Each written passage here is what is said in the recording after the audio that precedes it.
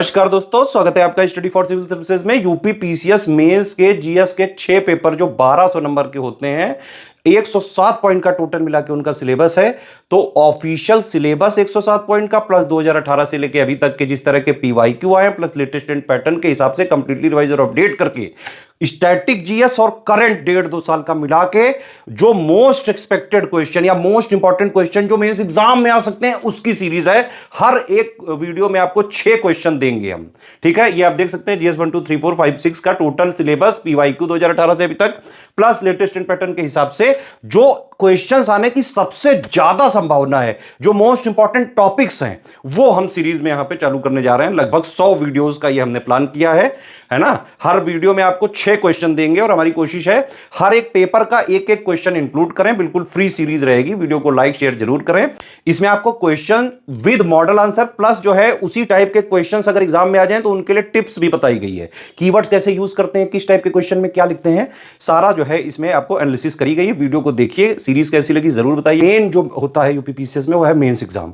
1500 ये number mains के और 100 नंबर का इंटरव्यू जो कि पर्सनालिटी टेस्ट होता है। 1600 नंबर में मिला के जितने भी आपके मार्क्स होते हैं उसी हिसाब से एसडीएम डीएसपी वीडियो जो भी पोस्ट है वो एलोकेट की जाती हैं। तो भैया यूपी पीसीएस का मेन एग्जाम मेंस ही है, क्योंकि इंटरव्यू में नॉर्मल भी किया तो भी एक एवरेज नंबर मिल जाते हैं। पर्सनालिटी का टेस्ट होता है। नॉलेज टेस्ट जो है वो ये है, नॉलेज टेस्ट है। इसमें आपको लिखना पड़ेगा, डिस्क्रिप्टिव में लिखना पड़ेगा और एग्जैक्ट ऑफिशियल सिलेबस प्लस जो पीवाईक्यू 2018 के बाद के हैं सिर्फ उतने ही जरूरी हैं, क्योंकि वहीं से पैटर्न बदला है बेटा। लेटेस्ट पैटर्न के हिसाब से चीजें बदल रही हैं, अपडेट और रिवाइज करके ही पढ़ना पड़ेगा। अब देखिए 1500 नंबर में ये समझिए, सबसे पहले तो 2018 से अभी तक के पीवाईक्यू आप लगाइएगा, इससे ज्यादा की जरूरत नहीं है। यही इतनी एनालिसिस जरूरी है और इसकी playlist study for civil services के इसी चैनल में फ्री में डली हुई है। सारे वीडियो आप देख सकते हैं 2018 से अभी तक विद मॉडल आंसर, और प्लस उसमें बहुत सारा और इनपुट दिया गया है कि उनसे मिलते जुलते क्वेश्चंस भी पूछ लिए जाए तो भी आप कर पाने की स्थिति में रह सकते हैं। वो प्लेलिस्ट देख के, एक और हमारी प्लेलिस्ट चल रही है यूट्यूब में मेंस की पूरे सिलेबस के मोस्ट एक्सपेक्टेड क्वेश्चंस की, जीएस 5-6 का भी हमने पूरा वीडियो सीरीज दी हुई है और टोटल मिला के भी 450-500 वीडियोस की एक सीरीज है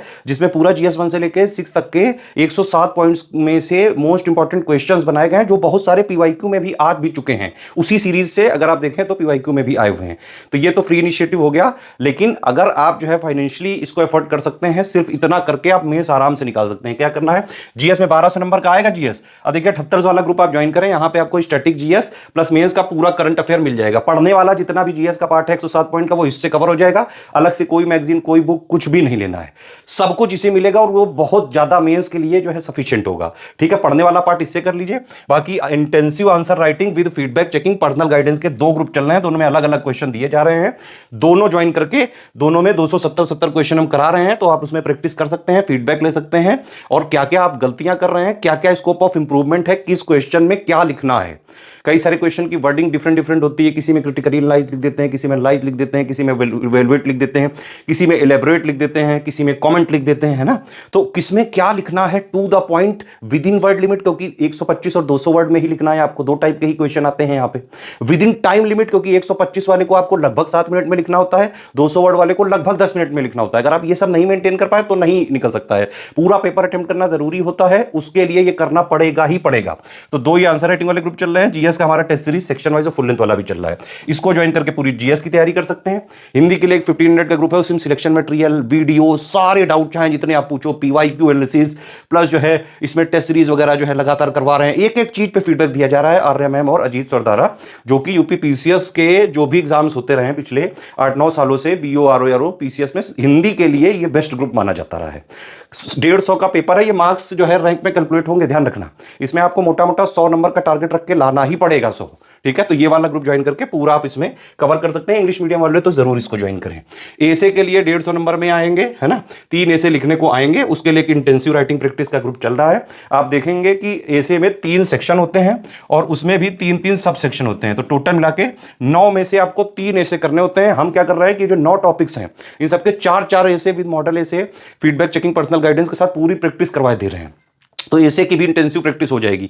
ये इतना करके आप मेंस का चाहे जैसा पेपर आ जाए, आराम से सारे के सारे जीएस, हिंदी, ऐसे पूरे पेपर अटेम्प्ट करके आ सकते हो। मेंस में पढ़ने से ज्यादा जरूरी है आंसर राइटिंग, ऐसे राइटिंग, हिंदी राइटिंग। इसके ग्रुप चलाए जा रहे हैं स्टडी फॉर सिविल सर्विसेज पे लगातार। हमारे नंबर आप ये 3 हमारे नंबर है, इन पे कॉल या व्हाट्सएप करके पूरी जानकारी लेके, पेमेंट वगैरह करके, ग्रुप में तुरंत जुड़ के और एग्जाम तक स्ट्रिक्टली फॉलो करके मेंस की भी सिर्फ सिलेक्शन वाली तैयारी कर सकते हैं आप हमारे साथ।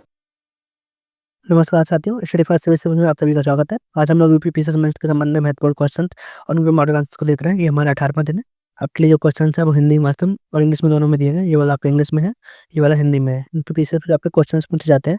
वो एक 8 नंबर में आता है, तो 125 वर्ड पे लिखना होता है। एक 12 नंबर में आता है, तो आपको 200 वर्ड पे लिखना होता है। तो जब भी आप लोग आंसर्स को लिखें तो सुनिश्चित कर लें कि आपको 800 वर्ड मतलब 8 नंबर में लिखना है या 12 नंबर में लिखना है। उसी के अनुसार आपको अपनी शब्द सीमा का पालन करें। तो आज का हमारा पहला सवाल जीएस फर्स्ट से है। इससे पूछा गया है सांप्रदायिकता क्या है, मतलब जो भारतीय सोसाइटी है उसका सेक्शन से पूछा गया है सांप्रदायिकता क्या है। साथ ही भारत में सांप्रदायिकता के कारणों और प्रभावों पर चर्चा करें। ठीक है, सबसे पहले हमको बताना पड़ेगा सांप्रदायिकता होती क्या है। सांप्रदायिकता को हम बता सकते हैं कि इसे किसी विशेष धार्मिक समूह के प्रति वफादारी के रूप में समझा जाता है। किसी विशेष समुदाय के लोगों के द्वारा किसी अन्य समुदाय या धर्म के लोगों के विरुद्ध किए गए विरोध को सांप्रदायिकता कहते हैं। ठीक है, वर्तमान में आप लोग देख भी सकते हैं हिंदू मुस्लिम में जिस तरह की कूटनीति यहाँ पे क्या कहते हैं डिप्लोमेसी की जा रही है, उसको कहीं ना कहीं सॉरी सांप्रदायिकता का ही रूप यहाँ पे ले रही है। वर्तमान में हम लोग देखें तो संप्रदाय की वर्तमान स्थिति भारत में क्या दिखाई पड़ती है। भारत में हिंदू बहुल लगभग 80% हिंदू बहुल समाज है। इसके बाद मुस्लिम 13.4, ईसाई 2.3, सिख 2%, बौद्ध 0.8% और जैन 0.4% समुदाय का स्थान आता है। भारत में जो समाज है वो कई उपवर्ग समाजों में भी बटा हुआ है। तो तभी आप लोग मैप बना इस तरह आप लोग दर्शा सकते हैं, हिंदू अन्य जो मुस्लिम है इस तरह के मैप में आप लोग दर्शा दें। ठीक है, तो ये हमारा हो जाएगा जो हमारा भारत में स्थिति है। अब हम देखते हैं भारत में सांप्रदायिकता के प्रमुख कारण कौन कौन से हैं।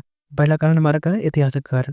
तो हिस्टोरिकल रीजन है, उसमें क्या आ जाएगा, जो अंग्रेज थे हमारे उनकी फूट डालो और राज करो की नीति, इसके माध्यम से उन्होंने हिंदू मुस्लिम को आपस में लड़ाने का प्रयास किया।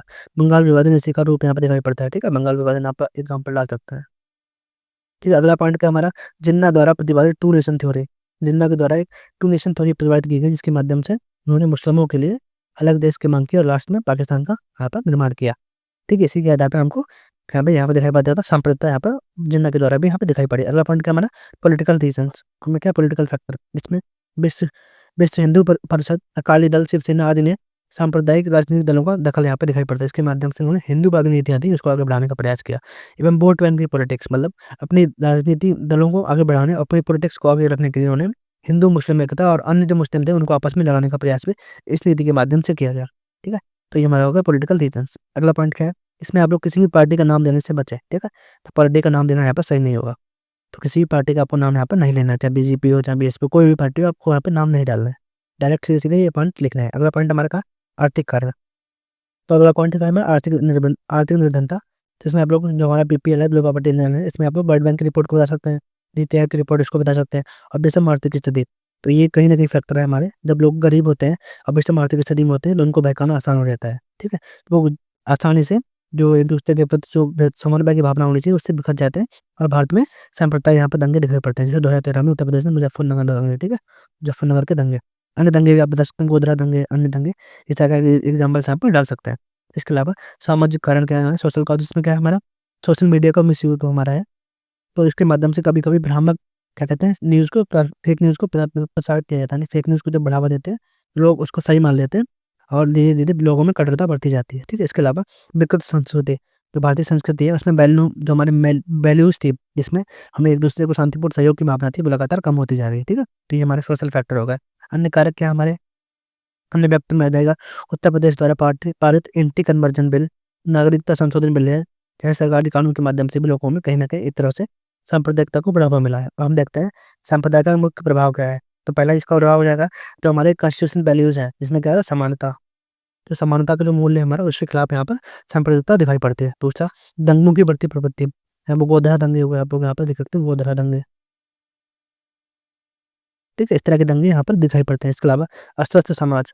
ठीक है, जब इस तरह की स्थिति हो जाती है समाज है वो अस्वस्थ हो जाता है, लगातार समाज में अविश्वास को बढ़ावा मिलता है, अविश्वास, हिंसा, ये सारे फैक्टर यहाँ पे दिखाई पड़ते हैं। ठीक है, अगला पॉइंट क्या हमारा, आर्थिक विकास में बाधा। तो जब जिस तरह का समाज होगा हमारा, अनहेल्दी सोसाइटी होगी और दंगे हो रहे होंगे, ठीक है, तो जो हमारा जो इकोनॉमिक ग्रोथ है वो कहीं ना कहीं प्रभावित होगा। ठीक है, दंगों में क्या होता है हमारा इंफ्रास्ट्रक्चर वो भी कमजोर रहता है, कर्फ्यू लग जाता है, सारी गतिविधियाँ रुक जाती हैं, तो जो हमारी नेगेटिव ग्रोथ रेट है वो भी यहाँ पर बाधा होगी। इसके अलावा जो भारत की छवि है ग्लोबल लेवल पर, उसमें भी यहाँ पर क्या होगा, नेगेटिव इम्पैक्ट आएगा। लोग सोचेंगे भारत में तो दंगे हो रहे हैं, समाज एकदम झगड़ालू समाज है, इस तरह से ग्लोबल इमेज है भारत की, वहाँ पे यहाँ पे धक्का लगता है। ठीक है, इसके अलावा लोकतंत्र के लिए खतरा है, थ्रेट टू डेमोक्रेसी। जब क्या होगा, समानता का मूल्य नहीं होगा, दंगे हो रहेंगे, समाज में मिसचाच होगा, तो क्या होगा, जो डेमोक्रेसी है उसके लिए यहाँ पे खतरा उत्पन्न हो जाएगा। इसके अलावा सांप्रदायिक आधार पर जब वोट बैंक को बढ़ावा मिलेगा, तो जो हमारी पॉलिटिक्स होनी चाहिए थी, पॉलिटिक्स अधिक प्रभावी नहीं हो पाएगी, ठीक है? तो पॉलिटिक्स यहाँ पर जो उसका मुख्य टारगेट जो होना चाहिए, कल्याणकारी नीतियाँ, वो यहाँ पर प्रभावित होंगी, ठीक है? तो सांप्रदायिक आधार पर यहाँ पर जाति और धर्म के आधार पर वोट किया जाएगा, ठीक है? जो लोकतंत्र के लिए सही नहीं है। तो ये होगा हमारा सांप्रदायिक का प्रमुख प्रभाव। अब हम बता सकते हैं वे फॉरवर्ड। तो आगे की राह क्या हो सकती है? तो सबसे पहले हमको बताना पड़ेगा कि न्यायिक प्रणाली में सुधार सुनिश्चित करते हुए जो भी हमारे सांप्रदायिक संबंधी केस हैं, उनको लगातार उनका शीघ्र रूप से समाधान करना पड़ेगा। तो ये हमारा हो गया पहला point, reforming judicial system speeded disposal of related to the कम causes of related to the communalism, ठीक है? तो जो हमारी न्यायिक प्रणाली में सुधार करके सांप्रदायिक रिलेटेड जितने मामले हैं उनको समाधान करना पड़ेगा। अगला क्या है हमारा, सांप्रदायिक सद्भाव के लिए राष्ट्रीय फाउंडेशन सक्रिय भूमिका निभाना। तो हमारा नेशनल फाउंडेशन इस बार कम दिल हाथ में नहीं है, इसको लगातार इसकी भूमिका को बढ़ावा देना पड़ेगा, जिससे समाज में सद्भाव बढ़ सके। अगला पॉइंट हमारा क्या हो जाएगा, नैतिक शिक्षा। नैतिक शिक्षा मतलब मोरल एजुकेशन के माध्यम से हमको समानता, शांति, इन सारे मूल्यों को बढ़ावा देना पड़ेगा। इसके अलावा धर्म और राजनीति का जो पृथक्करण है, इसको हमें एक दूसरे को बढ़ावा देना पड़ेगा। इसके माध्यम से धर्म को अलग करके नैतिक और धर्म को अलग अलग रूप से देखा जाना चाहिए, यानी सेपरेशन ऑफ पावर, जो हमारा अनुच्छेद 25 से 28 के बीच में, उसको यहाँ पर लागू करने की आवश्यकता है। इसके अलावा रोजगार अवसर और विधानसभा में अल्पसंख्यकों और कमजोर वर्ग का जो रिप्रेजेंटेशन है, प्रतिनिधित्व है, उसको बढ़ावा देने की आवश्यकता है। और अगला पॉइंट, जो हमारी फेक न्यूज़ है, उनको हमको लगातार क्या करना पड़ेगा, रोकना पड़ेगा, जिससे समाज में दुष्प्रचार ना फैले। तो फेक न्यूज़ को कम करना। अगला पॉइंट क्या है हमारा, गैर सरकारी जो संगठन हमारे एनजीओज होते हैं, उनकी भूमिका को बढ़ावा देकर जो वंचित वर्ग है उनको कल्याण को बढ़ावा देना, वंचित वर्ग कल्याण को बढ़ावा देना। इसके अलावा जो सरकार समाज में शांति में बढ़ावा देना, ये सारे प्रयास कर सकते हैं लोग एनजीओ के माध्यम से, ठीक है? तो ये हमारा सवाल नंबर पहला हो गया। अब हम सवाल नंबर दूसरा देखते हैं, लास्ट में आपको स्पष्ट लिख देना है, ठीक है? सवाल नंबर दूसरा हमारा है, वैश्विक सौम्य मृदु शक्ति के रूप में भारत की स्थिति का समीक्षा करें। ये critical examine India strength as a global soft power, ठीक है? तो सॉफ्ट पावर के रूप में भारत की विदेश नीति को दर्शाने के यहाँ पे जो क्रिटिकल एग्जामिन करने की बात की गई है। जब भी आप लोग क्रिटिकल एग्जामिन करें, तो आपको पॉजिटिव और नेगेटिव दोनों बताने पड़ते हैं। तो हम बता सकते हैं कि इंट्रोडक्शन में क्या रख सकते हैं, ग्लोबल सॉफ्ट पावर इंडेक्स, इसका आप लोग उल्लेख कर सकते हैं। ग्लोबल सॉफ्ट पावर इंडेक्स 2020 में भारत की भूमिका, भारत का स्थान 27वां रहा है, ठीक है? लेटेस्ट जो भी रिपोर्ट आई है, उसमें 20 की हो या 24 की हो, आप लोग इसको यहाँ पे डाल सकते हैं। जोसेफ नाई ने अपनी संस्कृति और मूल्यों, इसको आप लोग मूल्य कर सकते हैं, मूल्यों के आधार पर शक्ति के 3 आयामों की पहचान की है, ठीक है? जोसेफ नाई एक विचारक है, उन्होंने 3 फैक्टर को यहाँ पर क्या कहते हैं, पहचाना है। पहला फैक्टर हमारा क्या है, सैन्य, ठीक है? दूसरा क्या है, आर्थिक प्रोत्साहन, और तीसरा है राष्ट्रीय अपील। ये 3 फैक्टर को उन्होंने बताया है, किसने, जोसेफ नाई ने।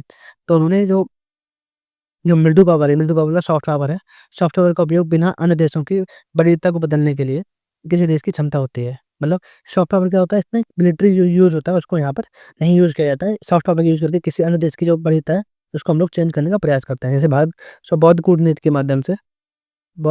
के माध्यम से लगातार जो नेपाल है, भूटान है, इन देशों के साथ संबंधों को आगे बढ़ा रहा है, ठीक है? इसमें जो हमारी नेवल जो हार्ड पावर मतलब जो मिलिट्री है, इसका यूज़ नहीं कर रहा है, ठीक है? तो ये हुआ सॉफ्ट पावर के संबंध में। अगला क्या है, प्रत्येक देश अपनी अपील और आकर्षक का उपयोग करने के लिए, मतलब अपील और आकर्षक का उपयोग वह करने के लिए करता है जो वह चाहता है, ठीक है? अपने हितों को बढ़ावा देने के लिए, राष्ट्रीय नेशनल जो इंटरेस्ट होते हैं, इसको बढ़ावा देने के लिए वह अपील और आकर्षक का यूज़ कर रहा है। प्रत्येक देश अपनी निम्नलिखित शक्ति का उपयोग करके मेरू पावर को बढ़ावा दे रहा है। जैसे पहला है हमारा कल्चर, कल्चर में हमारी जो भी वैल्यूज है, उन सभी को आ जाएगा, ये हमारी सॉफ्ट पावर का हिस्सा है। अगला क्या है, पॉलिटिकल वैल्यूज, जैसे लोकतंत्र, भारत में क्या है, डेमोक्रेसी, तो लोकतंत्र यहाँ पे इसके वैल्यू को बढ़ाता है। इसके अलावा विदेश नीति के माध्यम से लगातार भारत सरकार जो भारत की सॉफ्ट पावर है, सॉफ्ट पावर को बढ़ावा देने का प्रयास कर रही है, ठीक है? तो ये हो गया हमारा कैसे सॉफ्ट पावर का हम लोग सॉफ्ट पावर का यूज कर सकते हैं। अब हम देखते हैं सॉफ्ट पावर के रूप में भारत की जो शक्ति है वो कैसे काम करती है। भारत की समृद्ध इतिहास ने दुनिया भर के बुद्धिजीवियों को अपनी ओर और आम लोगों को अपनी ओर आकर्षित किया है। जो भारत का इतिहास है, कोणार्क सूर्य मंदिर से लेकर सोमनाथ मंदिर सभी तक, तो उसके संबंध में भारतीय बुद्धिजीवी, दुनिया भर के बुद्धिजीवी और अन्य लोग भारत की ओर आकर्षित हुए हैं। हिंदू धर्म, बौद्ध धर्म, जैन धर्म, सिख धर्म का जन्म भी भारत में हुआ है। इसी कारण विदेशी लोग भारत की ओर आकर्षित होते हैं, ठीक है? तो ये हमारा पॉइंट होगा। अगला पॉइंट क्या है हमारा, धार्मिक पर्यटन। धार्मिक पर्यटन में राम मंदिर आ जाता है, ठीक है? कुंभ मेला आ जाता है। इसके अलावा योगा और ध्यान। अगला पॉइंट क्या है हमारा, संगीत और डांस, इसके माध्यम से जैसे भरतनाट्यम, ये सारे आप एग्जाम्पल्स आप लोग यहाँ पे लिख सकते हैं। अगला क्या है हमारा, कला और वास्तुकला। वास्तुकला में क्या है हमारा, कोणार्क सूर्य मंदिर, ठीक है? दक्षिण के जो मंदिर है, एलोरा, अजंता गुफाएं, इनको आप लोग दर्शा सकते हैं, ठीक है? जो भारत के कला और वास्तुकला को दर्शाते हैं। इसके अलावा बॉलीवुड, बहुत सारी फ़िल्में हैं, जो विभिन्न देशों में भारतीय संस्कृति को बढ़ावा दे रही हैं। इसके अलावा खान-पान, भारत की जो खान-पान की विविधता है, मतलब जो फूड है, वो लगातार दुनिया भर में लगातार प्रसिद्धि को पा रहा है, जो भी भारत के सॉफ्ट पावर को बढ़ावा देता है। इसके अलावा भारत की डायस्पोरा, जो भारतीय लोग विभिन्न देशों में घूम रहे हैं, चाहे वो काम कर रहे हैं, घूम रहे हैं, अमेरिका हुआ, चाहे वो मिडल ईस्ट हुआ, मतलब मध्य एशिया हुआ, इन सारे देशों में दुनिया भर में भारतीय लोग फैले हुए हैं, जो भारतीय हितों और भारतीय मूल्यों को बढ़ावा दे रहे हैं, ठीक है? जो भारतीय डायस्पोरा का यहाँ पर रोल होगा। ये सारे फैक्टर हैं, तो भारत की जो सॉफ्ट पावर है, उसको आगे बढ़ा रहे हैं, ठीक है? लास्ट में हम लोग यहाँ पे बता सकते हैं कुछ बाधाएँ भी हैं। बाधाएँ क्या हैं? जो सॉफ्ट पावर है, इसका लोग जो हमारे गरीब देश हैं, गरीबों के द्वारा संभव नहीं। जो भी पिछड़े देश होते हैं, वो अपनी सॉफ्ट पावर का सही से यूज़ नहीं कर पाते हैं, ठीक है? तो ये पहला पॉइंट होगा।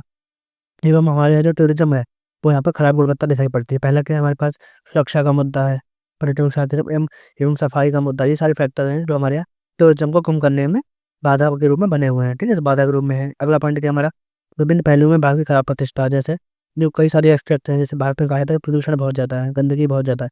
ये सारे फैक्टर्स हैं जो भारत की प्रतिष्ठा को खराब कर रहे हैं। अगला पॉइंट हमारा क्या, पॉल्यूशन।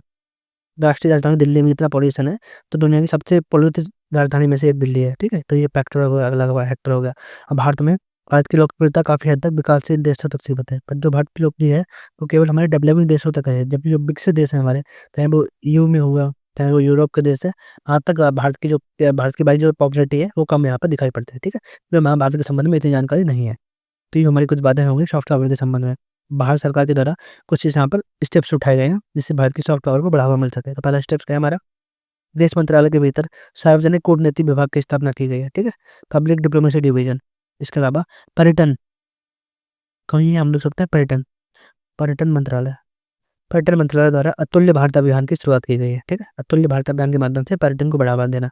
इसके अलावा अंतर्राष्ट्रीय मंचों पर भेदभाव, अंतर्राष्ट्रीय मंचों के साथ हमारा सरकार लगातार गठबंधन को बढ़ावा दे रही है, चाहे वो G20 का सम्मेलन हो, G7 में भागीदारी हो भारत की, ठीक है? ये सारे मंचों के माध्यम से बात यूएनओ हुआ, ठीक है? माध्यम से अपनी सरकार लगातार सॉफ्ट पावर को बढ़ावा देने का प्रयास कर रही है। इसके अलावा इंडियन काउंसिल फॉर कल्चरलाइजेशन, ये जो परिषद है हमारी, सांस्कृतिक संबंधों को आगे बढ़ाने पर काम कर रही है। और लास्ट में हम लोग वे फॉरवर्ड बता सकते हैं। वे फॉरवर्ड हम लोग क्या ले सकते हैं, अपनी कला, संस्कृति और विरासत को संरक्षित करने के लिए बेहतर गुणवत्ता और प्रशिक्षण दिया जाना चाहिए। अगला पॉइंट, पारंपरिक कलाओं के लिए वाणिज्यिक रोजगार सुनिश्चित करने के उद्देश्य से अधिक निवेश को बढ़ावा मिलना चाहिए। ये सारे पॉइंट हो जाएंगे हमारे वे फॉरवर्ड के रूप में, और लास्ट में आपको निष्कर्ष लिख देना है, ठीक है? संतुलित निष्कर्ष लिख देना है, जिसमें आप लोग लिख सकते हैं कि वर्तमान में भारत सरकार सैन्य शक्ति के साथ साथ सॉफ्ट पावर को भी एक एक विदेश नीति के प्रमुख संचालक के रूप में आगे बढ़ाकर आर्थिक हितों को और भारतीय हितों को संचालित करने का प्रयास कर रही है। इस तरह आप लोग निष्कर्ष लिख सकते हैं, ठीक है? आगे बढ़ते हैं, सवाल नंबर 3 देखते हैं। आगे बढ़ने से पहले सभी के लिए छोटी-सी इन्फॉर्मेशन है। जो यूबीपीएससी 2025 लिख रहा है, तो अंतिम सफलता सुनिश्चित करना चाहता है, तो उसके बाद सर्विसेज के बैच ग्रुप से जुड़ सकता है, जो कि दोनों भाषाओं में संचालित है। इसमें GS1 से लेकर G6 तक का कंप्लीट मटेरियल आपको दिया जाएगा, जो बिल्कुल अपडेटेड होगा। यूपी स्पेशल में यूपी वेट, इकोनॉमिक सर्वे, करंट अफेयर, दोनों आपको प्रोवाइड कराए जाएंगे, हिंदी इंग्लिश दोनों भाषाओं में। इसके अलावा जनरल हिंदी, जो आपकी 150 नंबर की आती है, उसकी तैयारी भी हमारे द्वारा कराई जा रही है। इसमें आपको कंप्लीट मटेरियल दिया जाएगा, 10 टेस्ट कराए जाएंगे, मॉडल आंसर मिलेगा, कंप्लीट फीडबैक मिलेगा और पर्सनल गाइडेंस भी यहाँ पर आपको मिल जाएगा, ठीक है? तो ये सारे फैक्टर हो गए हमारे जनरल हिंदी के संबंध में। अगला पॉइंट क्या है हमारा, जो हमारे ग्रुप्स हैं आंसर राइटिंग के संबंध में, उसके माध्यम से आपको पॉइंट टू पॉइंट फीडबैक मिलेगा वॉइस मैसेज के माध्यम से। इसके साथ-साथ ही हमारा पूरा टारगेट आपके लिए, जो हमारा आंसर राइटिंग फीडबैक है, उसके माध्यम से लगातार आपके आंसर राइटिंग को इम्प्रूवमेंट करना है, ठीक है? तो उसके माध्यम से हमारा जो ग्रुप चलाया जा रहा है, उसमें एक 90 डेज़ का प्रोग्राम विदाउट मॉडल आंसर वाला है। DS1 से लेकर GS6 तक का कवर किया जाता है। इसके अलावा एक 90 डेज़ का प्रोग्राम है, इसमें मॉडल आंसर भी आपको मिलेंगे, ठीक है? और इसमें इसके अलावा निबंध लेखन, जो 150 नंबर का यूनिवर्सिटीज़ में आता है, उसका लेखन भी हमारे द्वारा कंप्लीट रूप से कराया जाएगा, जिसमें आपको 36 टॉपिक कराए जाएंगे। कंप्लीट फीडबैक मिलेगा, वॉइस मैसेज से मॉडल आंसर्स मिलेंगे, पर्सनल गाइडेंस भी आपको दिया जाएगा, ठीक है? हमारा पूरा फोकस आपके आंसर राइटिंग को इम्प्रूवमेंट करना है। इसके अलावा हमारे द्वारा जो टेस्ट सीरीज चलाई जा रही है, वो दोनों भाषाओं में संचालित है। इसमें आपको मॉडल आंसर्स मिलेंगे, कंप्लीट फीडबैक मिलेगा, पर्सनल गाइडेंस, बिल्कुल रियल एग्जाम रियली चेकिंग होगी। इसके माध्यम से GS1 से लेकर GS6 तक के सेक्शनल टेस्ट यहाँ पर कराए जा रहे हैं, फुल रिटन टेस्ट भी शामिल है, और यूपी स्पेशल के संबंध में 5वीं छठे के संबंध में भी यहाँ पर यूपी स्पेशल के संबंध में भी टेस्ट सीरीज चलाई जा रही है, ठीक है? जो कोई भी अपनी सफलता सुनिश्चित करना चाहता है, तो वो स्टडी फॉर सिविल के पैड ग्रुप से जुड़ सकता है, और ये सब कुछ दोनों भाषाओं में संचालित है, ठीक है? कई सारे टॉपर्स हमारे यहाँ डायरेक्ट स्टडी फॉर सिविल के मटेरियल से निकले हैं। अधिक जानकारी के लिए आप जहाँ पे लिखा है, इसका आप लोग वीडियो पॉज करके पढ़ सकते हैं, या फिर ज्ञान सर का नंबर है, व्हाट्सएप नंबर, यहाँ पे व्हाट्सएप कर सकते हैं, या ये नंबर स्क्रीन पे आपको दिख रहे हैं, इन पे आप लोग कॉल भी कर सकते हैं और मैसेज भी कर सकते हैं, ठीक है? तो ये हो गया हमारा छोटी-सी इन्फॉर्मेशन। अब हम आगे बढ़ते हैं और सवाल नंबर 3 देखते हैं। सवाल नंबर 3 है हमारा, भारत में हेल्थ केयर सिस्टम के पब्लिक प्राइवेट पार्टनरशिप की चुनौतियों पर चर्चा करें, ठीक है। Discuss the challenges of public private partnership and PPP in health care sector in India, ठीक है। तो हमारा पीपीपी क्या होता है, इसके संबंध में हमको भूमिका बतानी पड़ेगी। तो पहली भूमिका हम बता सकते हैं, पीपीपी का मतलब है विभिन्न सेवाओं के सुचारू कुशल वितरण की स्थापना के लिए सरकार और निजी क्षेत्र के बीच समझौता। जैसे कोई भी चीज़ बनाना चाहते हैं, पुल बनाना चाहते हैं, उसके लिए हम लोग क्या कर सकते हैं, सरकार और निजी क्षेत्र है वो आपस में समझौता कर सकते हैं। तो ये हमारा होगा पीपीपी। स्वास्थ्य सेवाओं के क्षेत्र में सरकार निजी भागीदारी चाहती है ताकि निजी क्षेत्र की नवाचार और दक्षता को लगातार उपयोग किया जा सके, ठीक है। तो ये हमारा होगा पीपीपी के संबंध में भूमिका। अब हम देखते हैं ये प्रासंगिक क्यों है, रिलेवेंट क्या है इसका। 15वें वित्त आयोग ने स्वास्थ्य के बुनियादी ढांचे को मजबूत करने और 2024 तक जीडीपी के 2.5% तक स्वास्थ्य सेवाओं पर सार्वजनिक व्यय में सुधार के लिए पीपीपी को बढ़ावा देने की बात की गई है, ठीक है। तो ये हमारा रिलेवेंट हो गया इसका। अब हम देखते हैं प्रमुख चुनौतियां क्या हैं स्वास्थ्य क्षेत्र में, इसके लिए हमको पीपीपी को आगे बढ़ाने की आवश्यकता है। पहला हुआ जाएगा स्वास्थ्य पर कम राज्य व्यय, केवल जीडीपी का केवल 1.5% खर्च किया जा रहा है, जबकि राष्ट्रीय स्वास्थ्य नीति 2017 ने 2.5% तक खर्च करने की बात की गई है, यानी 1% हमको और बढ़ाना है। इसके लिए हमको प्राइवेट भागीदारी की आवश्यकता लगेगी। अगला पॉइंट क्या हमारा, स्वास्थ्य पर कैपिटा व्यक्तिगत व्यय बहुत ज़्यादा है। जैसे जो हमारा कोई व्यक्ति है वो जितना स्वास्थ्य पे खर्च कर रहा है वो बहुत ज़्यादा है, व्यक्तिगत व्यय है, ठीक है। तो उसको पर्सनल यहाँ पर बहुत ज़्यादा लग रहा है क्योंकि दवाइयाँ बहुत ज़्यादा महंगी है, और अस्पतालों में जो खर्च है वो बहुत ज़्यादा है, ठीक है। तो high personal expenditure on health system. इसके अलावा गुणवत्तापूर्ण सेवाओं का अभाव, जो क्वालिटी है हमारी सर्विसेज की वो बहुत ज़्यादा कमज़ोर है, ठीक है। गंदगी है अस्पतालों में। इसके अलावा कई सारे जो एक्स्ट्राज होते हैं वो काम नहीं करते, दवाइयाँ फेक होती हैं, ये सारे फैक्टर हैं यहाँ पे जो हमारे लैक ऑफ क्वालिटी सर्विसेज को दिखाता है। इसके अलावा लैक ऑफ अफोर्डेबिलिटी, कई सारे गरीब लोग होते हैं जो महंगी दवाओं को नहीं उठान कर सकते, जैसे कैंसर जैसी दवाएँ होती हैं, कैंसर की दवाएँ बहुत ज़्यादा महंगी है। तो अफोर्डेबिलिटी का भी मुद्दा यहाँ पे बना हुआ है। इसके अलावा जनसांख्यिकीय चुनौती भी बनी हुई है क्योंकि लगातार जनसंख्या, भारत दुनिया का सबसे ज़्यादा जनसंख्या वाला देश बन गया है, जिसके कारण भारत में लगातार जो वृद्ध जनसंख्या है वो भी बढ़ रही है, और इसके साथ साथ भारत की जो चैलेंजेस हैं वो भी बढ़ते जा रहे हैं, ठीक है। तो अगला पॉइंट है हमारा स्वास्थ्य सेवाओं का प्रति व्यक्ति उपलब्धता कम है, मतलब जितने डॉक्टर्स और जो अस्पताल हैं, चाहे आईसीयू बेड है, वो नर्स है, उनकी इतनी अवेलेबिलिटी होनी चाहिए थी, लोगों के अनुसार उतनी अवेलेबिलिटी नहीं दिखाई पड़ती है। डब्ल्यूएचओ का डाटा बताता है भारत में चाहे वो डॉक्टर्स हों, चाहे चिकित्सक हों, चाहे नर्स हों, चाहे अस्पताल हो, चाहे आईसीयू बेड हो, वो सब कुछ यहाँ पर कम है अन्य की तुलना में। आप लोग यहाँ पे पढ़ सकते हैं, डाटा आपको दिया गया है, आप लोग यहाँ से देख सकते हैं। चीन में क्या स्थिति है, भारत में क्या स्थिति है और इटली में क्या स्थिति है, चाहे वो डॉक्टर्स हों 1000 पे, चाहे नर्सें हों, चाहे अस्पताल हों, चाहे आईसीयू बेड हो, ठीक है। इस डाटा को आप लोग यहाँ पे पढ़ सकते हैं और कोड भी कर सकते हैं। अगला पॉइंट क्या है हमारा, हेल्थ केयर में एक कुशल पीपीपी मॉडल। अगर हम लोग पीपीपी मॉडल को बनाते हैं तो क्या होगा, तो सबसे पहला होगा हमारा जो हमारा अस्पताल का प्रबंधन है या जो मैनेजमेंट है उसमें सुधार हो जाएगा, क्योंकि जब भी प्राइवेट सेक्टर आता है उसका मैनेजमेंट बेटर होता है सरकारी क्षेत्र से, ठीक है।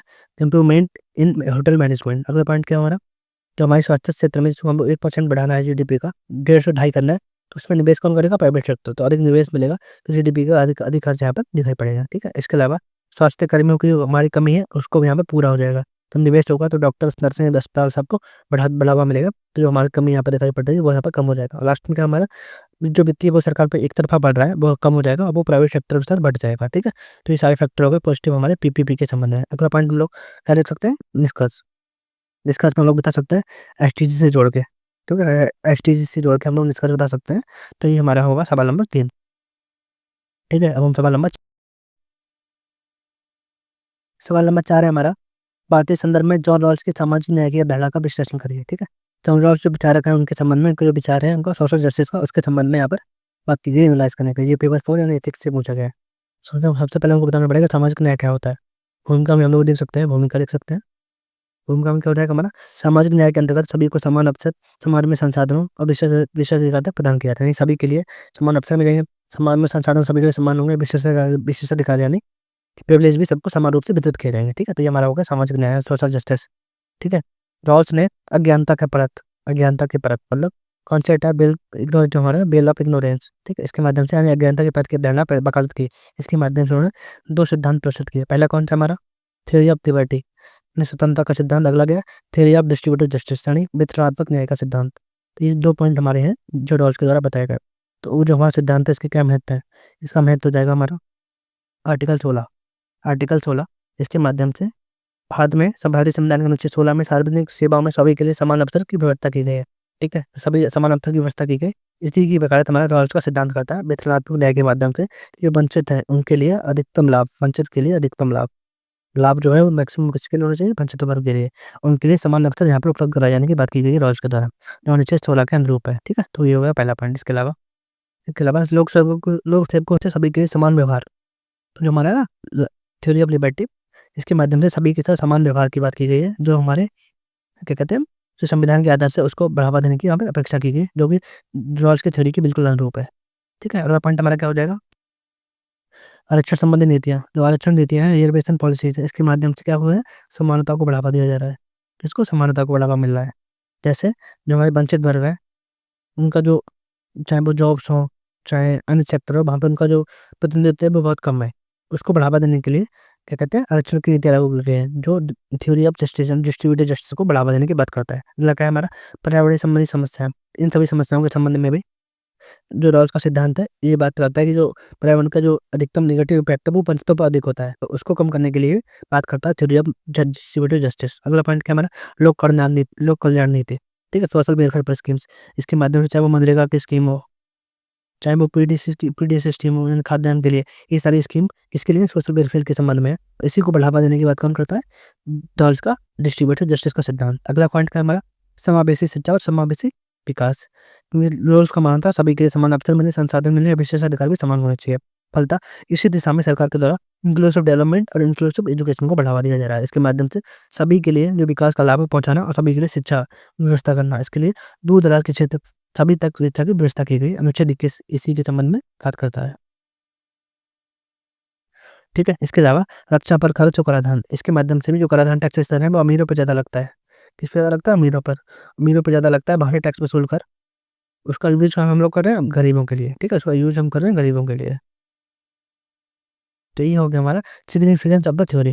ठीक है, लास्ट में आपको निष्कर्ष लिख देना है कि रॉल्स का सिद्धांत वर्तमान में भारतीय में प्रस्तावना के सामाजिक आर्थिक न्याय को अनुरूप भारतीय समाज को आगे बढ़ाकर एक लोकतांत्रिक समाज की आधारशिला रखता है। ठीक है, इस तरह आप लोग कोई भी निष्कर्ष लिख सकते हैं जो यहाँ पर बात करें किसके संबंध में, निष्कर्ष के संबंध में रॉल्स की थ्योरी को जस्टिफाई करते हैं। लास्ट में अगला सवाल देखते हैं। अगला सवाल देखने से पहले आपका भी छोटी सी इन्फॉर्मेशन है, जो भी यूपी 25 में इसका जो लिख रहे हैं उनके संबंध में अब वो अंतिम सफलता सुनिश्चित करना चाहते हैं, तो हमारे स्टडी वर्ल्ड सर्विस के पेड ग्रुप से जुड़ सकते हैं, जो कि दोनों भाषाओं में संचालित है, जिसके माध्यम से आपको जीएस 1 से लेकर जीएस 6 तक का कंप्लीट मटेरियल दिया जाएगा। Current affair, UP special, UP budget, economic survey, current paper सब कुछ कवर किया जाएगा। ठीक है, इसके अलावा जनरल हिंदी जो 150 नंबर की आती है, भाईपुर सेक्शन है हमारा यूपीएससी में, उसका कंप्लीट मटेरियल दिया जाएगा। इसके अलावा अन्य किसी मटेरियल से पढ़ने की जरूरत नहीं होगी। इसमें आपको 10 मॉडल आंसर भी 10 टेस्ट कराए जाएंगे, उनको मॉडल आंसर दिया जाएगा, पर्सनल फीडबैक दिया जाएगा और बिल्कुल चेकिंग रियल एग्जाम जैसे फीडबैक के माध्यम से दी जाएगी। ठीक है, तो ये हो गया जनरल हिंदी के संबंध में। अगला हमारे जो आंसर राइटिंग ग्रुप है उन्हें आपको पॉइंट टू पॉइंट फीडबैक भी मिलेगा। इसका पूरा फोकस आपकी जो आंसर राइटिंग इंप्रूवमेंट है उस पर ध्यान होगा। इसके लिए आपको पर्सनल गाइडेंस भी दिया जाएगा और पूरा फोकस हमारा जो आपकी आंसर राइटिंग है उसको लगातार सुधारना है। इसके लिए आपको एक एक लाइन पढ़ के रियल एग्जाम जैसे चेकिंग होगी और उसकी कमियों को लगातार बताया जाएगा। ठीक है, इसमें हमारा एक 90 डेज़ का प्रोग्राम है जो विदाउट मॉडल आंसर है। इसमें जीएस मैथ्स लेकर जीएस 6 तक का कवर दिया जा रहा है और मॉडल आंसर वाला भी हम प्रोग्राम है जिसमें जीएस 6 लेकर जीएस 6 तक का कवर कर रहे हैं। और निबंध लेखन का बैच भी हमारे द्वारा संचालित है, जिसमें आपको 36 टॉपिक कराए जाएंगे।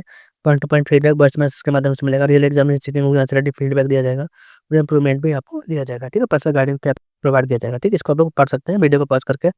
इसके अलावा जो टेस्ट सीरीज है हमारी वो दोनों भाषाओं में संचालित है। इसमें आपको model answers, real exam checking, personal feedback सब कुछ मिलेगा। इसमें सेक्शनल टेस्ट भी शामिल है, 1 से लेकर 6 तक के, जीएस 6 तक का और जीएस 6 तक का ही फुल लेंथ टेस्ट यहाँ पर शामिल है। यूपी स्पेशल यानी केवल यूपी के संबंध में भी यहाँ पर टेस्ट सीरीज चालू है। ठीक है, तो आप लोग हमसे जुड़ सकते हैं और अंतिम सफलता को सुनिश्चित कर सकते हैं। ठीक है, अधिक जानकारी के लिए आप लोग ज्ञान का व्हाट्सएप नंबर है, यहाँ पे व्हाट्सएप कर सकते हैं। यहाँ पर जो नंबर आपको ये दिए जा रहे हैं इन पे आप लोग व्हाट्सएप कर सकते हैं या कॉल कर सकते हैं। ठीक है, तो ये हो गया हमारा छोटी सी इन्फॉर्मेशन। हम आगे बढ़ते हैं और सवाल नंबर 5 देखते हैं। सवाल नंबर 5 हमारा पेपर 5 से है। तो इसमें कहा गया है नागर शैली की वास्तुकला की मुख्य विशेषताओं और काशी विश्वनाथ मंदिर में इसकी व्यापकता की रूपरेखा तैयार कीजिए। ठीक है, तो हमारा नागर शैली के संबंध में पूछा गया सवाल है, उसको यूपी के काशी विश्वनाथ मंदिर से जोड़ा गया है। तो हम बता सकते हैं कि उत्तर भारत में लोकप्रिय है। नागर शैली उत्तर भारत में लोकप्रिय है। हिमालय और विंध्य पर्वत के बीच इसका विस्तार दिखाई पड़ता है। उदाहरण के लिए कोणार्क मंदिर, सूर्य मंदिर, अयोध्या में राम मंदिर। एक मैप के माध्यम से आप लोग इंडिया का मैप बनाएंगे, उसमें ये लोग आप लोग इसको दर्शा देंगे। जो मंदिर आपको यहाँ पर दिखाएं, कोणार्क मंदिर, सूर्य मंदिर, अयोध्या में राम मंदिर। ठीक है, हम देखते हैं मुख्य विशेषता क्या है। तो मुख्य विशेषता क्या होती है, इसमें क्या होता है, कृषि फार्म, ग्राउंड प्ले और घुमावदार टावर बनाए जाते हैं। घुमावदार टावर बनाया जाता है। सेकंड पॉइंट क्या है, पूरा मंदिर एक पत्थर के चबूतरे पर बनाया जाता है, मतलब चबूतरा बनाया जाता है, उसके ऊपर एक मंदिर का निर्माण किया जाता है, जिसकी जो चबूतरे तक पहुंचने के लिए सीढ़ियों का गठन किया जाता है। ठीक है, चबूतरे तक पहुंचने के लिए सीढ़ियां बनाई जाती हैं। अगला पॉइंट क्या है हमारा, कोई विस्तृत 4 दीवारी प्रवेश द्वार नहीं होता, जैसे कि मंदिर है तो इसको घेरने के लिए कोई चार दीवारी या प्रवेश द्वार यहाँ पे दिखाई नहीं पड़ता, जैसे हमारा द्रविड़ मंदिर में दिखाई पड़ता है। ठीक है, तो ये हमारा होगा विस्तृत चार दीवारी या प्रवेश द्वार नहीं। अगला क्या है हमारा, इस मंदिर परिसर में कोई पानी की टंकी भी नहीं दिखाई पड़ती है। ठीक है, तो ये हमारा पॉइंट नंबर अगला होगा। शुरुआती मंदिरों में सिर्फ एक मीनार या शिखर था, जो बाद में कई मंदिरों में दिखाई पड़ते हैं। ठीक है, बाद में कई मंदिर थे, पहले केवल एक मीनार या शिखर था, बाद में एक व्यवस्था है इसके माध्यम से एक मुख्य मंदिर और चार कोनों पर अन्य मंदिरों को स्थापित किया जाने लगा। ठीक है, तो ये हमारा होगा विशेषताएं किसकी, नागर शैली के संबंध में। तो हम देखते हैं भारतीय मंदिरों की विशेषताएं। इसमें क्या हो जाएगा, गर्भगृह। गर्भगृह क्या होता है, गर्भगृह होता है किसी देवता का घर, जैसे इसमें किसी देवता, जिस देवता से संबंधित मंदिर होता है उसकी मूर्ति को रखा जाता है। ठीक है, नागा शैली सबसे सीधे टावर के नीचे स्थित होता है, यानी जो सबसे ऊंचा टावर होता है हमारा, उसमें गर्भगृह को स्थापित किया जाता है। अगला पॉइंट क्या है, मंडप। मंडप क्या होता है, मंदिर में प्रवेश के लिए जो बनाया जाता है उनको हम लोग मंडप कहते हैं। नागर शैली में कोई विस्तृत चार दीवारी या प्रवेश द्वार नहीं होता। ठीक है, द्रविड़ शैली में हमको दिखाई पड़ता है विस्तृत रूप से। ठीक है, एक वर्ग योजना। अगला क्या है हमारा, शिखर विमान। तो जो उत्तर भारतीय मंदिर होते हैं उनमें जो विमान दिखाई पड़ता है वो वक्र के आकार का होता है। ठीक है, दूसरा जो हमारे दक्षिण विमान होते हैं, जो दक्षिण मंदिर होते हैं उनमें जो विमान दिखाई पड़ता है वो पिरामिड के आकार का दिखाई पड़ता है। ठीक है, तो ये हमारा होगा। अगला पॉइंट क्या है हमारा, शिखर। नागा शैली में जो शिखर होता है उस पे कलश के रूप में, कलश मंदिर के शीर्ष पर रखा जाता है। ठीक है, शिखर के रूप में।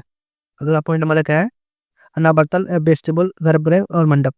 तो जो क्या होता है हमारा एक संक्रमण क्षेत्र है हमारा, किसके बीच में, मंदिर के जो हमारा मुख्य हाल होता है, जो क्या होता है गर्भगृह और मंडप बीच में, बीच का भाग होता है। गर्भगृह और मंडप के बीच का जो हिस्सा होता है उसको हम लोग मुख्य हॉल या मंडप कहते हैं। नागा शैली में चौकोर आकार की बनाई जाती है। ठीक है, इसके अलावा जगती क्या होता है, जगती होता है हमारा उठा हुआ मंच, जिसमें पूरा मंदिर बनाया जाता है। तो नागा शैली में पूरा मंदिर ऊंचे पत्थर के चबूतरे पर बनाया जाता है। जो सारे फैक्टर हो गए हमारे विशेषताएं किसके, नागा शैली के संबंध में, भारतीय मंदिर के संबंध में।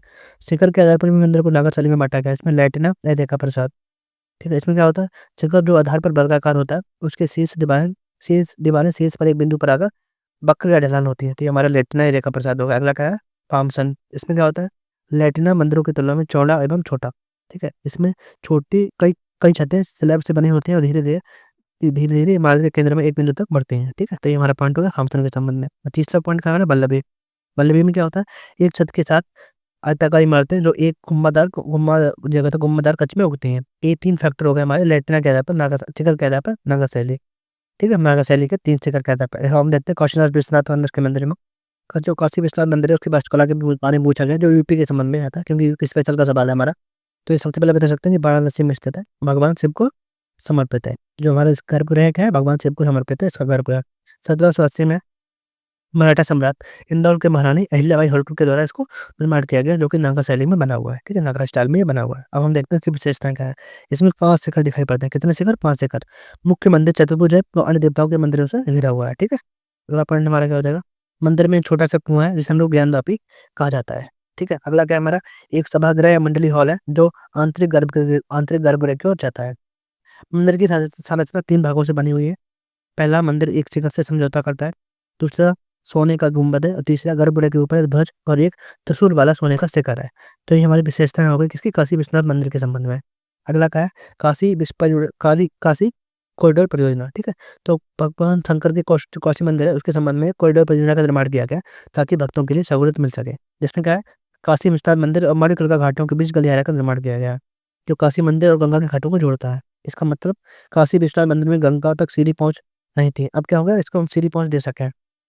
और मंदिर परिसर में पवित्र नदी पर ललिता घाट का मंदिर चौक से जोड़ने के लिए 200 फीट 20 फीट चौड़े गलियारे की परिकल्पना की गई है। ठीक है, तो 20 फीट चौड़ा गलियारा यहाँ पे बनाया गया है। तो ये होगा ना काशी कॉरिडोर परियोजना। ठीक है, अगला पॉइंट हमारा क्या है, क्वेश्चन नंबर 6। क्वेश्चन नंबर 6 का है, क्वेश्चन नंबर 6 का उत्तर प्रदेश के स्टार्टअप में 2020 की प्रमुख विशेषताओं पर रेखांकित करिए। Outline the key attribute of Uttar Pradesh startup policy 2020। ठीक है, ये छठा सवाल हो गया हमारा। तो इसमें क्या है, 2020 में भारत सरकार उत्तर प्रदेश पर्यटन नीति की घोषणा की गई। 2020 में उत्तर प्रदेश पर्यटन नीति की घोषणा की गई। इस यूपी स्टार्टअप फंड भी इसके माध्यम से लॉन्च किया गया। इस यूपी स्टार्टअप फंड लॉन्च किया गया, इसमें क्या है, इसके माध्यम से 1,000 करोड़ का कोर्स बनाया गया है। ठीक है, कितना, 1,000 करोड़ का कोर्स बनाया गया है। इसके माध्यम से इसको जो मैनेज कर रहा है कोर्स को, वो कौन कर रहा है, सिडबी। और सिडबी के माध्यम से इस कोर्स को मैनेज किया जा रहा है। ठीक है, इसके अलावा यूपी सूचना प्रौद्योगिकी और स्टार्टअप नीति 2017 के तहत इस निधि की स्थापना की गई। जो फंड बनाया गया है उसको हमने यूपी सूचना प्रौद्योगिकी और स्टार्टअप नीति यानी UP information and technology startup policy 2017 के माध्यम से इस फंड को गठित किया गया। उसको मैनेज करने को आता है हमारा सिडबी। ठीक है, अगला पॉइंट हमारा हो जाएगा, कृषि, ऊर्जा चिकित्सा, स्वास्थ्य, खाद्य, शिक्षा, पर्यटन और परिवहन इत्यादि क्षेत्रों में स्टार्टअप्स को बढ़ावा देने के लिए हमारा स्टार्टअप फंड है, इसका यूज़ किया जाएगा। कोविड-19 लॉकडाउन अन्य राज्यों से 35 लाख से अधिक प्रवासी मज़दूरों को वापस लौटाया कहाँ पे? यूपी में। तो यूपी में लगभग 35 लाख से अधिक मज़दूर उत्तर प्रदेश में लौट के आए, जिसके माध्यम से उन मज़दूरों को सही तरह से रोज़गार मिल सके, इसलिए भारत सरकार यूपी सरकार लगातार स्टार्टअप्स को बढ़ावा दे रही है, ठीक है? तो ये हमारा पॉइंट होगा। अगला फीचर्स हमारे क्या है? मुख्य विशेषता की फीचर्स क्या है? ये जो नीति है हमारी वो 5 साल के लिए वैलिड है, 5 साल के लिए वैलिड है, ठीक है? प्रत्येक उत्तर प्रदेश सरकार के द्वारा 100 इनक्यूबेटर स्थापित करने के लिए हर जिले में लगभग 1 इनक्यूबेटर को स्थापित किया जाएगा, ठीक है? 75 जिले हैं उत्तर प्रदेश में, 75 जिले हैं उत्तर प्रदेश में और लगभग हर जिला में 1 इनक्यूबेटर स्थापित किया जाएगा और टोटल 100 इनक्यूबेटर को स्थापित किया जाएगा। राज्य में 10,000 स्टार्टअप्स के लिए क्या कहते हैं कॉर्पोरेट जो हमारे होते हैं उनको बढ़ावा करने के लिए यहाँ पर मदद करना है। 10,000 स्टार्टअप को स्थापित करने के लिए 10,000 स्टार्टअप्स को बढ़ावा देने के लिए सरकार लगातार जो कॉर्पोरेट्स हैं उनके साथ हमको संबंधों को आगे बढ़ाने की बात कर रही है। अगला पॉइंट हमारा क्या है? नौकरी चाहने वालों को नौकरी प्रदान करने के लिए भी नौकरी प्रदाता में बदलने के लिए जो पहले नौकरी चाह रहे हैं वो नौकरी प्रदाता बन जाए, इसके लिए स्टार्टअप्स को बढ़ावा दे पाया है। अब वो स्टार्टअप्स को खोलेंगे, वो अन्य लोगों को इसमें नौकरियाँ जॉब देंगे, ठीक है? तो इस तरह का होगा नौकरी प्रदाता के रूप में उनकी भूमिका को बदलना। अगला क्या है? भारत के स्टार्टअप क्षेत्र में सी टॉप 3 होता है, टॉप 3 में उत्तर प्रदेश को शामिल करना। तो यूपी सरकार है उसका टारगेट क्या है हमारा? टॉप 3 में उत्तर प्रदेश को स्टार्टअप के लेवल पर लाना, ठीक है? तो ये सारे की फीचर्स हमारे हैं उत्तर प्रदेश की स्टार्टअप नीति उसके संबंध में। अगला पॉइंट क्या हमारा?